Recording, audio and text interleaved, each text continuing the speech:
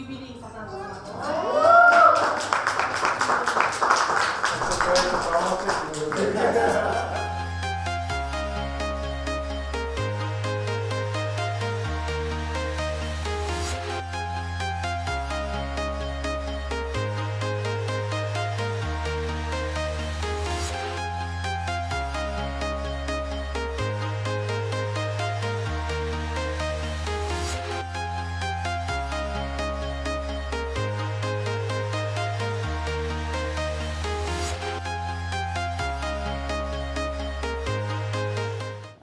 Бүгінгі сенім денсаулық саласындағы сенім кәсіподақ мүшелерін бәрін бүгінгі төл мерекесімен құттықтаймын.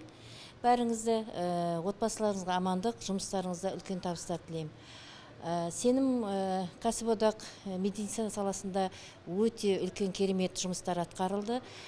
Біздің облыстық фтизиопульмологический орталығында медициналық қызметкерлерге өте көп көмектер берілді.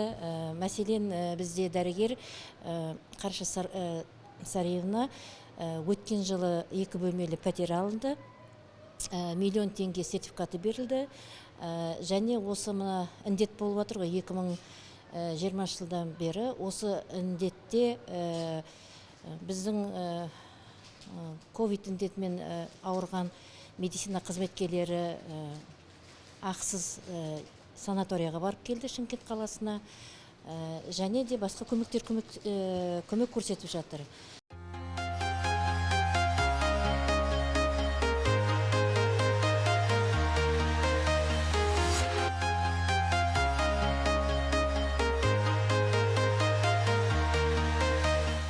Бүгінгі шарада 10 қазан күні Қазақстан Республикасының кәсіподақ күніне орай біздің облыстық басшыларымыз осындай жиналыс ұйымдастырып жатыр.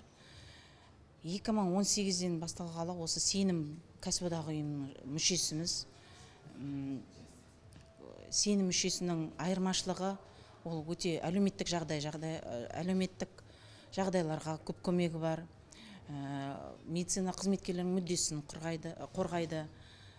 Әр мерекелік қандай да болса шаралар болса, өздерінің алғыс хат, құрмет хаттарымен және төс белгілермен марапаттайды.